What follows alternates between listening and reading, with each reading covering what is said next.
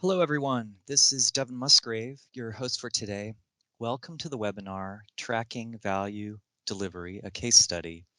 Today's webinar is the fourth in a series of 5 webinars addressing how to deliver value in your software development efforts. The first was Why Agile Missed Expectations. The second was 6 Steps for Defining Product Value. The third was Sequence Your Value Delivery with Impact Mapping. And you can find all of these on YouTube.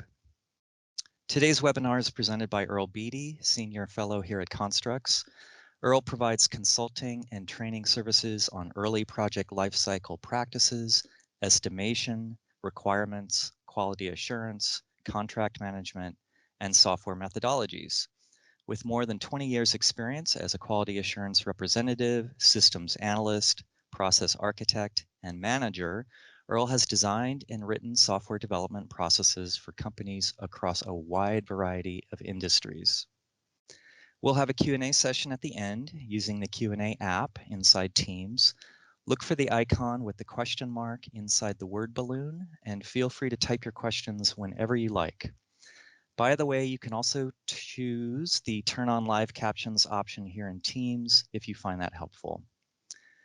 This webinar is being recorded, and we'll share a link to the recording in the future. Thanks for joining us. Hello, Earl. How are you? Oh, hello, Devin. Thank you. And you said Jenny's video is now up on YouTube on her impact mapping? It will be shortly after this webinar. We're doing final production on it. Yeah. I know. We're it's very excellent. close. So good, Yep. because that's an excellent one and people should watch that. Wonderful. Well, thank you all for joining me here as we talk about tracking value delivery.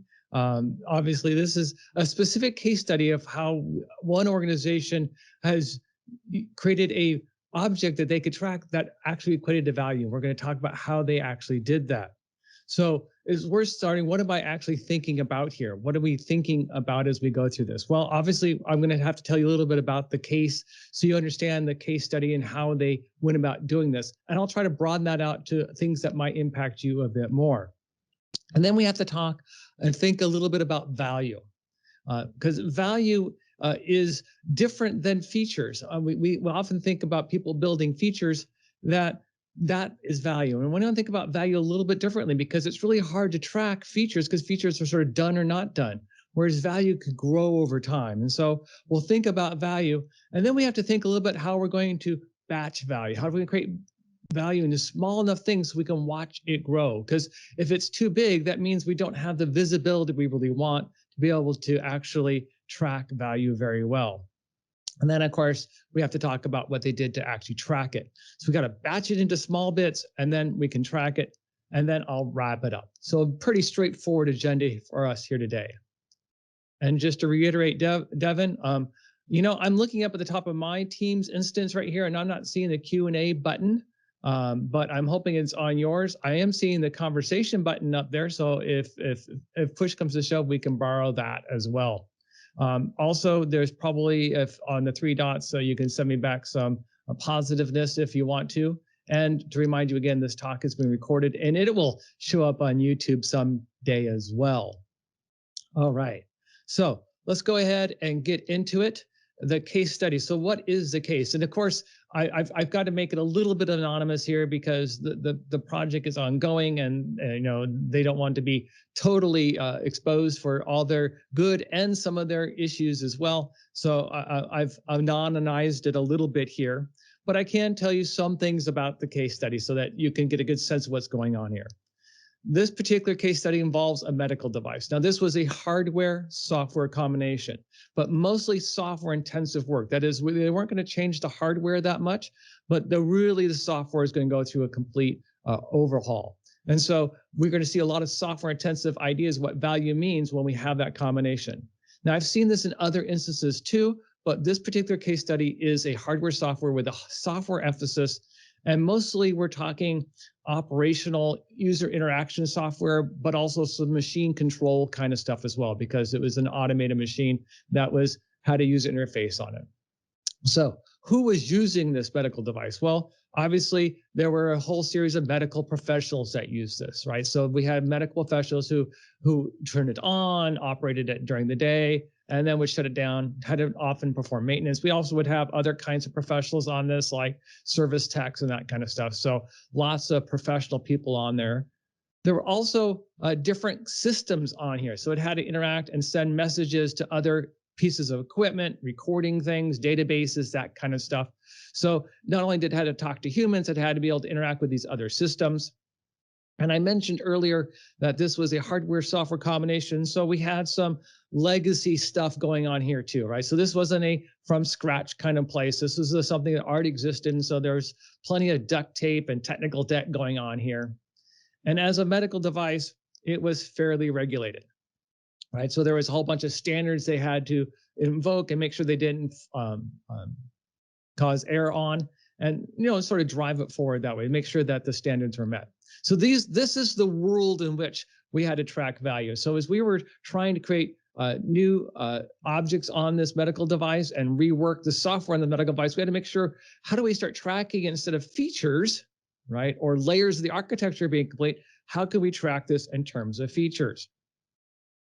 Now, I have seen this before.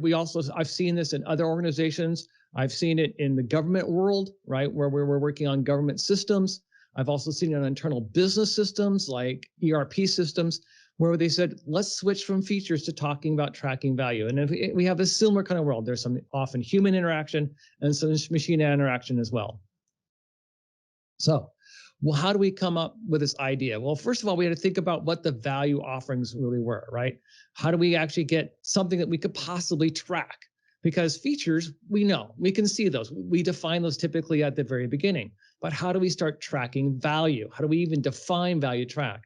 Well, I covered this a little bit in my 6 steps to defining product value video. And so I'm just going to highlight a couple things from that right now, right? We have these interactions that we were talking, these different, consumers of the medical device, people who interacted with it. And so when you start saying, okay, this is how this person interacts with it. So we look at these interactions, these exchanges between what the person does and medical device does that they want to be able to have some value out of, right? And so I call them a value offering at this point. It's like, oh, if you use me for this, I can do this for you that well, right? Some sort of exchange. And the person has one or several of them, right? There's some to the systems. In fact, they could have multiple different kind of value offerings to the same thing. And of course, you could say there's value offering to standard, but you think about the standard here. It's like, how do you have a value offering to a standard? You just have to implement the standard. And it turns out that I don't think that's the case. I think we really don't have a value offering to something like a standard. What we have as a value offering is to, like the business saying, can we go to a specific market of some kind? Can we serve that market? And so the value offering isn't really to the standard, even though the standard is what's being presented to us. The value offering is more toward the market. If we follow that standard, now we can go into that market, but we have to say we want to go into that market. If we don't want to go into that market, we don't have to follow their standard. Straightforward it like that. So value offering is more often to the business saying we can enter that market as opposed to we need to follow that standard. And a similar thing for the technical debt. We just have to think of it as a container that we need to serve. It's almost like another system, if you will, right? So we'll just try to say we want to have the cost savings of not having to rewrite that from scratch kind of thing. So that's what we're really going for here. But you can see these are the offerings that we're kind of talking about. And one of the things I mentioned in that talk is that when you think about these offerings, it's best to think them as sort of a transaction, as an exchange between one of these things and how it's, and the values can get up. Saying, if I give you this, you'll give me that. And so I have an Earl tool that I use to help me understand that exchange, and I call it a berry. And a berry is just a simple way to remember the BERI and that little phrase you see up here on the screen. That exchange, that offering has a beginning. I can tell when it starts, right? That there's some sort of clear event that says, oh, the value offering is now starting. Like if I'm trying to withdraw money from a cash machine, I enter my card. There's an event that says this is the beginning of that kind of value offering. I really want money out of my account is what I want. I don't want to enter my card. That's not what I came here for. The value is getting my money out of my account. but I can see it starting when I slide in my card. The same way it has a clear end, right? I have my money, I have my card back, my account's been debited, everyone's square. I can see a clear ending this. So these exchanges, these offerings that are really well easily to track will have a beginning, a clear end, and they have that value. That's the reason for interaction. That's why I came there. I didn't go to the cash machine to enter my PIN. I didn't go to the cash machine to select checking. I went to the cash machine to get money out. That was my reason for interaction, but it had a clear beginning and end. Unlike, say, managing my money is a really good reason for interacting with a cash machine, but it doesn't have a clear beginning and end. So you're trying to find these offerings that have a beginning and end and a clear reason for interaction, and that's going to be where we find our value. So in this particular case study, we'll focus on one of those interactions. This is with one of those medical professionals who want to interact with it. And one of the interactions, and there were a few, but one of the interactions, the most powerful and the most important interaction was run the procedure, right? To do the main thing the medical device was designed to do, to run that procedure. Now, when we went through and we saw all the other people on board, all the other systems, the hardware, the markets we wanted to go to, we came up with about 75-ish berries, right? In other words, and now think about this. We've defined the value offerings across this entire device in 75 berries. And these berries would be things like run a procedure, perform maintenance, create a user, run remote diagnostics, right? 75. Now, this is kind of fascinating because I'd worked with this company many years before, and their first cut at a set of clear things that we did was in the thousands, and we got it down to 75. So this is a huge win for them already, because as a medical device and being regulated, it was easier to start saying, hey, these are the 75 things that our product will do, and only have to sort of show evidence on 75 things rather than thousands of things. So they already thought this was a pretty strong win off the bat. But we identified 75 berries. Now, how do we go about doing this? Well, there's lots of ways you can possibly do this. Jenny talked about using impact mapping. That'd be a great way to try to start to find those berries. And the berries were not all equal. Some berries were very big, complex, lots of variation. Some were very simple and straightforward, right? But berries are still a little bit too big, a little too generic. We're going to have to figure out a way. We had to figure out a way to make smaller batches, and that's what they did. We had to take those berries and see if there was a way we can make them a bit smaller. So how do we come up with a smaller berry? And that's what we think about when we start talking about potentially a value instance. A value instance is just one way a berry can be fulfilled. And so how do we figure out that value instance? Because like in Jenny's impact mapping, we could figure out often the big picture, but how we figure out these smaller things that give us something trackable. And what we do with that is that we have to do some sort of analysis on the variation. And here I do a sort of spin on what's often called user story mapping. User story mapping talks about who your consumers are and what they want to do, and then all the different things you can do to build it. This is a variation of that. What it uses primarily from that is this idea of a logical model. When you have this very value offering, remember, it's sort of an exchange, and this exchange has a fairly probably logic common set of flow, right? When you start to finish. Now, not every time that berry occurs, it's going to do it the same way. And some flows may have a different order than other flows, but logically, certain things have to happen, and they happen in sort of a rough order, right? Now, I can change that order at any one given time, but the logical steps here help me to think about what are the different ways I can actually include that berry. Thinking about the cash machine again. In my cash machine, if I wanted to get $20 out of the banking or $25 out of the banking system, one way I could do it is to the cash point, right? The cash machine itself. But I could also walk up to a teller. I can also maybe use an app on my phone and just transfer the cash to a debit card. I could use a debit card as another technique. There's lots of ways I can get that money out of my account. And most of those, each of those different ways still follow the same logical steps. I have to authenticate myself to some degree. I have to choose where the money is coming from. I have to choose the amount of money. I have to authorize the transaction. So the logical steps, even on those different ways from teller to cash machine to app, all roughly happen the same. So these same logical steps. So once you get the logical steps, then you can start looking at the things, the options that you have to fulfill it. The cash machine versus the debit card versus the app versus the teller.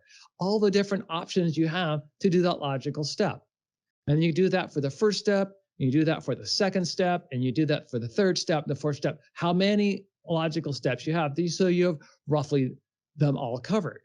And so you look at all those options, you say, okay, here's all the variation I could possibly have. This is relatively complex. How do I get a value tracking out of this? Well, what you do is you start saying, okay, what is one path or one thread that fulfills the very value exchange? So what do I mean by this?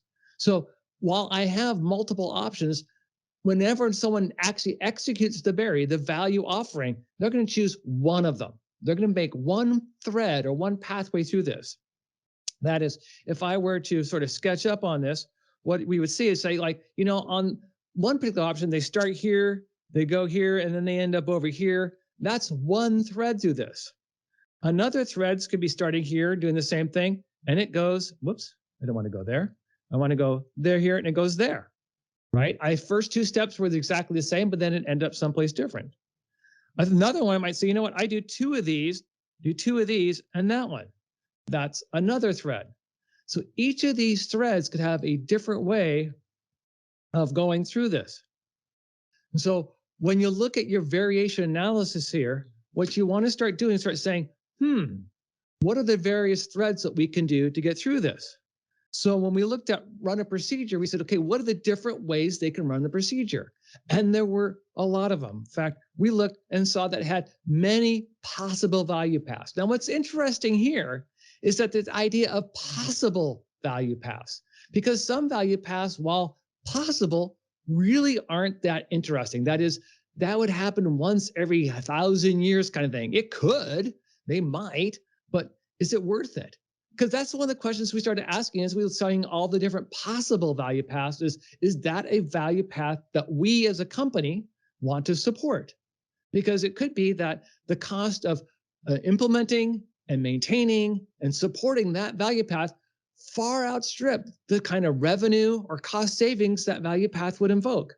Just because it could be done doesn't mean that we want it to be done. And so while there was many possible ways that you could run a procedure, we settled on about 30 of them that were worth implementing. That is, that these met a threshold of some kind or a bar that said, okay, yeah, we've seen customers do this. Customers tell us they want us to do it this way, so we'll do it that way. And so while we could theoretically come up with hundreds of ways to run a procedure, we settled on about 30 that said, okay, that makes sense. And then we did this to the next object, right? So we went to the next object and said, okay, what do you want to do on this procedure, right? And so on this berry. And so we did the same thing. We came up with many possible value paths and identified which ones worth implementing. And when it was all said and done, they were currently sitting around 250 value paths across all the berries. So we had 75 berries and we ended up with about 250 value paths overall. Runner procedure had the bulk, right? Most of the things that had variation was in the runner procedure. That was the most complex one. Some of them only had one, maybe two different value paths that were worth implementing. I think one of them was like start up the machine. I think there was like 3 that we wanted to implement there, right? So lots of different stuff here. And when we think about these kind of value instances now that we come up with, this is a really cool thing because now we have a relatively small unit of value. One way that someone can implement a berry. Now, a berry can have multiple ways, but this is now a smaller unit. Now, and a unit that is worth tracking. Because once we can start tracking that, then we can start saying, oh, we can watch it grow over time. And it can grow throughout the work because this berry idea now allows us to say, hey, can I build just enough to support that berry and no more to see if I got it? And this was really a strong revelation to the team because they started thinking, do I have to build an entire feature to support an instance? And this was one of the cool things, because they started to realize finally that I don't have to build the entire feature. A different company in a different case study, they learned that much sooner, and they were starting to see some really great progress at getting feedback, because these value offerings could actually be shown to real customers. These instances could say, here, look at this. Does this make sense? And then I can actually build it. So that was an important kind of transition there for that overall thing. Now, once we've got these 250 berries, they're not all equal. They're not all the same. And one of our goals is to get feedback as fast as possible, because we're trying to run this as an agile project. And how do we get feedback from real users? We have to give them something they can actually use. And so we needed to set some priority of the berry value paths, these value instances. And what we did here was basically use three sort of buckets, if you will. And the three buckets were minimum, target, and stretch. These were the terms that they wanted to use. Now, what do these terms mean? Not quite what you might think of me, because when a lot of people talk about minimal valuable product or minimum viable feature set, that usually means the entirety of what they're going to build. This is the smallest thing that we've agreed that we can build to go to market with. And here, minimum means something else. Minimum really had to do with feedback. How quickly can we get feedback? This was not what we want to go to market with. This is what we want to go to some of our select customers, some friends, some happy consumers that we have, and say, play with us. Tell us what you think.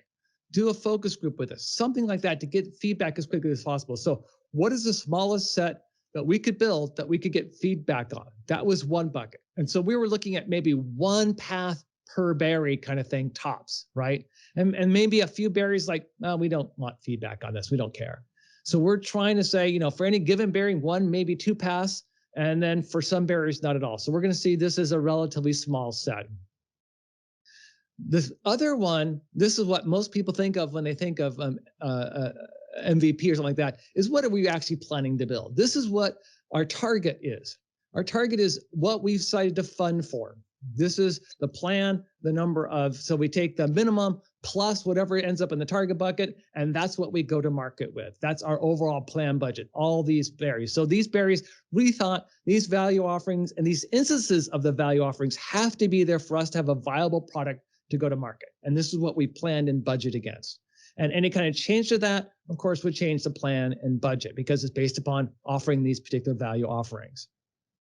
We did have a third category, and that third category was the stretch. And it was really like, we're not going to pay for these. Now, interesting about the bonus is that there wasn't really money for the bonus, but if you're in there working on one and you thought, here's a value instance that if I just spend another 3 hours on, I could bring up a whole new value instance. This is not one that we're really super excited about, but it's certainly one that'd be nice to have if we can get it cheaply, right? We really aren't planning to spend budget in it, but we threw a few in here that's like, let's go get those. So even out of those 250, there was a handful, 25 or so, saying, if we get those, wonderful. And so what we did is we took the 250 value paths or value instances and said, okay, let's put those into those buckets. A handful went into the feedback, right? We were looking at, maybe we had 75 berries. I saw about 50 or so in there, right? That said, here's the things we need to have. And even in that 50, we could even prototype out some of them even earlier than that. We didn't need to build all 50 because they were in different aspects of the system. And so within an aspect, we only maybe had 4 or 5 before we start getting feedback in that area. But again, the whole idea of the minimum is, what do we need to get feedback as quickly as possible? What we want to go to market is is the target plan budget. Now, there is a case here that if we landed, somewhere in between here, right? We were above the minimum, but we hadn't quite met the target. The question is, would we ship? And we can make that call. Probably the minimum might be, bare minimum, but we would be embarrassed, but we'd have to see there. So we're not necessarily not going to ship if we don't hit the whole overall plan target. But, if it's too close to the minimum over here, we would probably say, nah. And if it's, if it moves this way, probably getting closer to yes. So seeing that overall, I think, is important to start thinking it's only a plan. It's only a budget. It's not necessarily has to be that way. And of course, we have the bonus as well. So how do we actually end up tracking these things? Well, now that we have these 3 buckets, right? Each bucket has a capacity. If we look it up here again, let me clear that out. Right, so there's some from 0, to 100% full of whatever what we said put in that bucket. We have from 0 to 100% full whatever's in this bucket, and 0 to 100% full whatever's in this bucket. They're not the same number in each bucket, but if it's a percentage, you can say, yeah, a percentage from 0 to the 50 or so minimum, right? So each one represents 2%. Whereas we had the bulk of them in the planned budget, there's probably 120 or so, 130 in there. Each one represent a fraction of a percent, and so on, right? So we get through that, and that means we can then have a pretty straightforward tracking process that looks something like this, right? So here we have our berry on top, right? Perform a procedure, and a description, right? So people need it, and we could actually, this one was pretty generic. As a doctor, I could perform a procedure, but here I'd have the instance. As a doctor, I could perform the procedure using these inputs and this test scenario or something, right? So we can get and show what is the sort of the overall berry here. And so we got that down, and we say of the variations of that item, right? Of the variations of the item or the variations of all the berries, we can start saying, hey, how done are we, right? Of the minimum set for that. It's interesting. Let me back up one here too, because even for this plan, what we could do is that we could say, hey, clear this off. We could do it as a whole, but we could also just do it for one berry, right? For one berry, there's that part of that set that's like, yeah, minimum to get feedback on that berry. Yeah, here's what we want to build for that berry and the overall doneness of that berry. So we could do it 2 different ways, and I'm showing you a little bit of both here. So on this particular berry chart,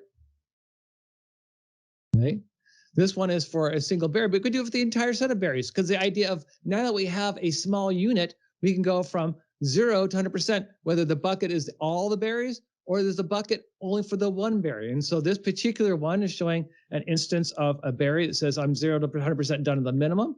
I've got about half the target done, and I was able to throw a few stretches in for a bonus round.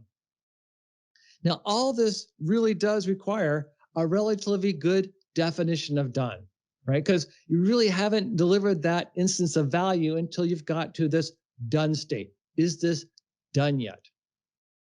So we set this up. We started saying, here's our berries, here's where we want to go. And they started to work on this. And we said, okay, here's how we're going to measure you. We have these value instances, these value paths. And if you deliver against these value paths, we will say, yep, you've got something done, right? There's something done here. That's method definition done, which included it was tested, it was documented, right? So it wasn't just we wrote some code. It was actually, it was done. And so what happened on this particular project, at what they were running a variation of an Agile Scaling framework. And so this was their second PI. And so they've done many, many sprints and hundreds of effort hours is spent. And the business came back and said, you haven't delivered any value yet. And they're like, what? We've done a ton of work. We've done a lot of important work. Look at all the enabling work we're doing. And the business said, lovely, no value delivered. We've not met anything on our process here, which was really kind of fascinating, because what happened here is a new dynamic started happening in this organization. The developing team thought, we're going to develop all this fundamental pieces, building blocks, and then we'll put all the features, finish all the features and polish them up near the end. And the business is saying, no, we do not want you to work that way. We want value delivered incrementally throughout the entire project, because we spent, a good 10, 20% of our budget and we got nothing to show for it. We want to have something to show for it. And so the question could be changed from how do we build all these features and had all this enabling work to say, how do we minimize and only build enough of the enablers and only enough of the feature to support a value instance? And I'm sort of pleased to report that started sinking in. And as I saw a little update the other day, they're starting to deliver some value. right? Because they're starting saying, oh, this is important. This is serious, right? We're not going to get any credit for building lots of potential. We're only going to get credit when we deliver some value. So that was an important change in this case study. So what they did, sort of summing it up a little bit over here overall, if we wrap this up, right, is that what they did is that they said, okay, we're going to create these new ideas of a value offering. And we're going to use this idea of a berry to make sure that this value offering is something that is, we can sense it, we can see it, we can know that it really exists. And then we have to analyze the berry to come up with the different value paths, different ways we can realize that berry, right? And only build some of them, because some of them may not make sense. And once we got those little instances, now we've got our tracking mechanism. Now we have the thing that we can start saying, are you delivering value throughout the life of the project? And what's beautiful here is that once we've got that little object and it has the definition of done tied to it, we can use lots of different techniques. Like we can use, here's the entire value path, right? How many of the minimum value paths have we done? How many the target? How many the stretch? We could do it at the berry level. We could do it at the whole level. But that's not the only one we could do, right? Once we get a count of these things, we can have a more traditional burn down chart, right? So you can see here the remaining value paths. Okay, where are we? And where's the trend line taking us to how many sprints it's going to take us to build all those value paths? We can start making projections based upon that. A very powerful concept, very easy to use, and built into many of our already agile lifecycle methodology tools that we have, like Jira and Azure DevOps. We can also do a sort of gap chart here between, as we identify paths, maybe you're going to identify the paths as you go forward and the actual paths completed. They have one chart, they're using a chart like this too, and they're showing, it's kind of scary at this point, right? We're not closing the gap. Now, there is a reasonable idea that later value paths should be easier because they're just variations on previous value paths. Certainly that might be proved true, but we want to see that trend starting to close rather than continue to widen open here between paths identified and paths completed. And if you're really into good statistical numbers, then you could do something like earned value. Remember, because we have this unit, we could say for each unit, when do we think we're going to start it? When do we think we're going to end it? And how much do we think it's going to cost, right? And that's the primary inputs to earn value. We just mark the day that we finished it, and we mark the cost that it took to build it. And then we can run schedule performance index and cost performance index and do what I like to do right here is really have this idea of how we managing around one, because in this particular metric, one means you're on plan and on budget. Above one, you're doing good. Below one, not so good. So you can see on this particular one, it's a little bit behind on the schedule, right? Because this is a schedule performance index. But once you've got this unit, this idea, this little value path, now you have the tool that you can start tracking throughout the project to tell where you're at. And that's the case study. So, the Q&A showed up there on mine. So hopefully some questions showed up along the way, or people have some comments they want to share. So just go ahead and click on that Q&A button. And I think, Devin, you with me again? Absolutely. Earl, that was very, very good. Ha ha. Very, very good. Oh. First question relates to that. So there's a lot of emphasis on berries. Is that an industry standard term? Is there a more industry standard term that applies to the same sort of thing? You know, this is one of the unfortunately negative things about Agile is that the term epic has become, which could have been used for this concept. I think would have been a better home for this kind of concept. Simply just means too big for a sprint, but people can use it that way. I had to invent berry because there wasn't a word out there that I found that meant this in the industry as an industry standard. Now, if I'm really popular and really good for a long time, they'll start calling it an industry standard, but no. So you can make up whatever term you want for this. Berry just reminds me of this idea that, okay, let me back up. There used to be an industry standard term for this. It used to be called a task. This was before Agile. And we would do things called task analysis to look and do that kind of analysis around the task. However, task has many meanings as well. And particularly on Agile projects, you start saying, well, let's look at the tasks. People think you're looking at short duration things. And so as a term, it got co-opted the word task got co-opted, started meaning something else on projects. And so we really can't use that older industry standard term. So I invented Berry. Excellent. Sorry about that. Well, it's an effective acronym for sure. Yeah. It helps me. Yes, I hear you. Next question. What if we are just enhancing one little part of a product? Does such slicing make sense in that scenario? That's a great question. So if we're enhancing just one little part of a project, so the question is, how are you going to, do you want to track value delivery? And do you want to show the team that this is an important concept to do?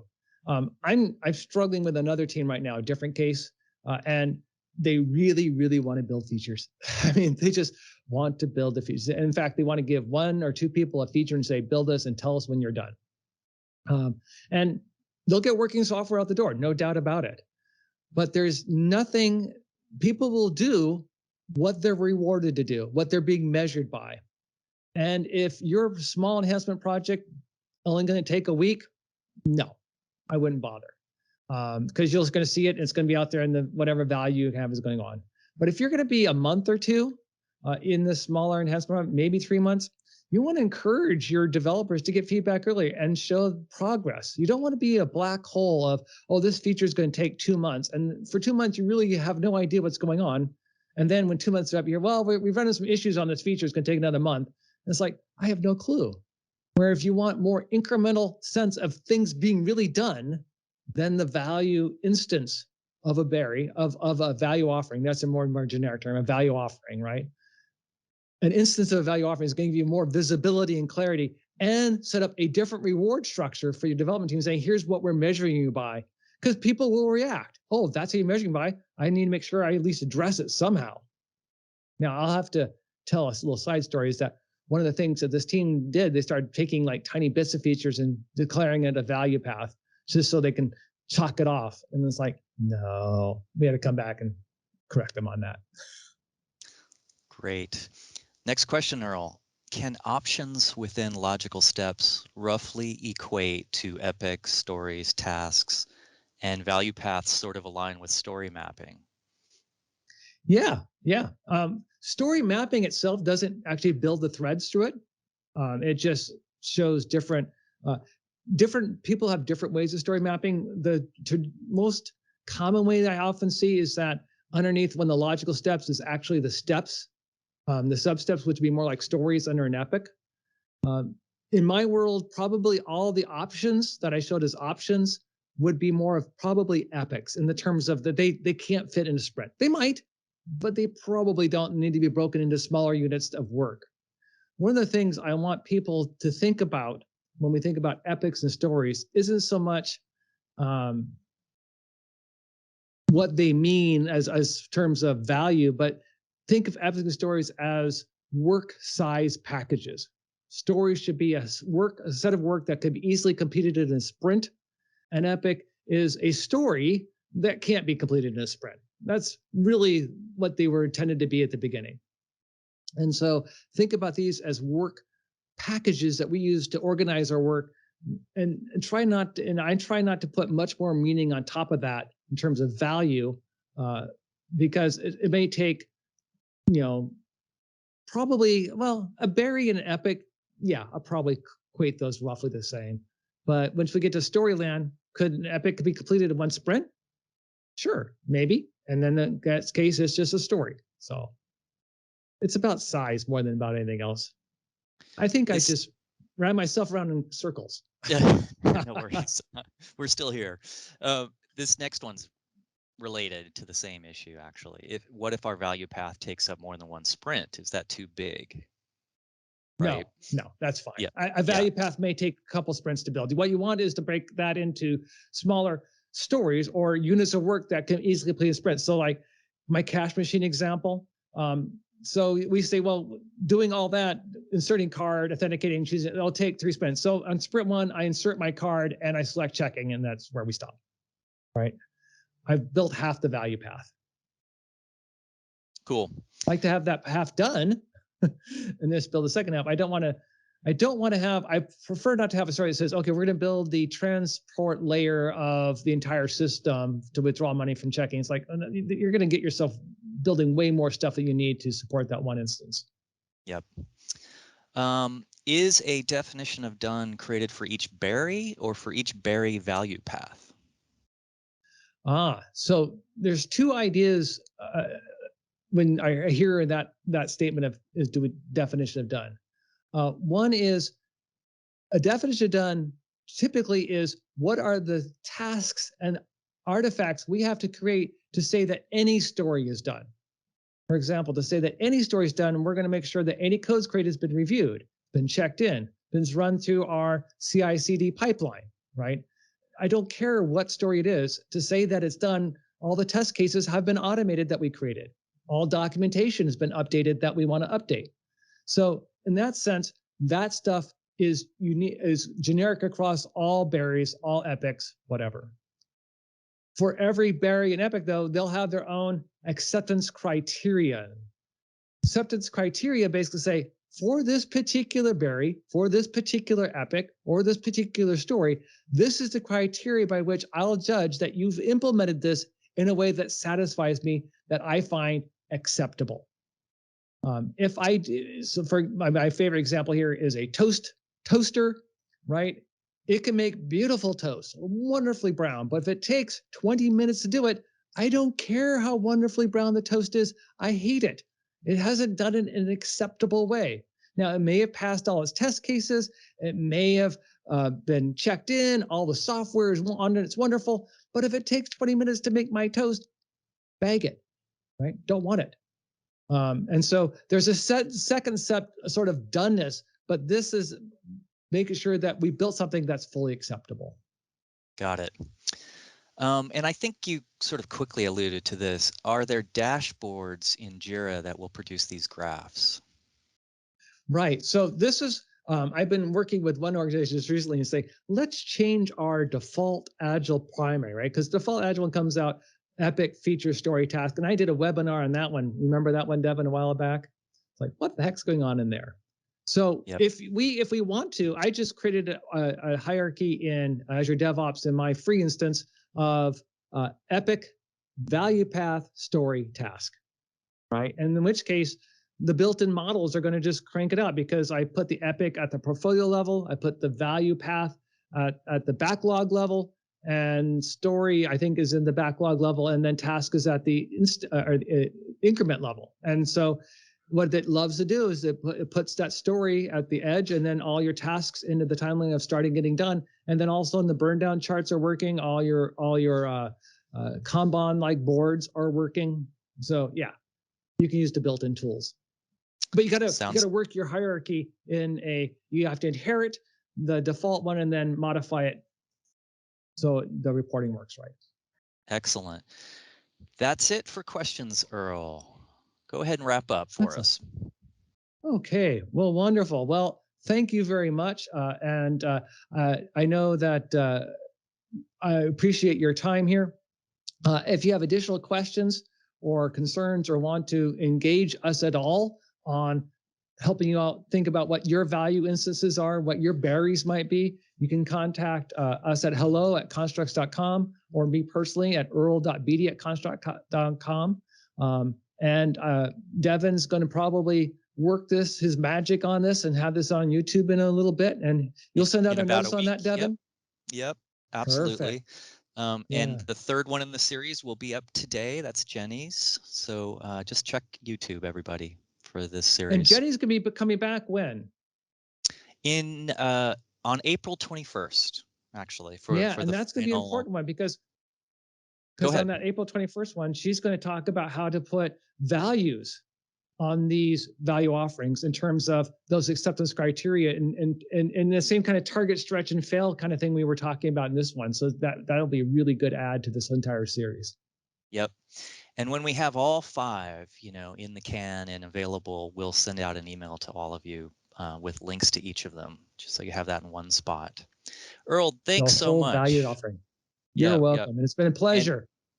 And thank you, everybody, for joining us. We hope to see you again. Take care. All right. Bye, all.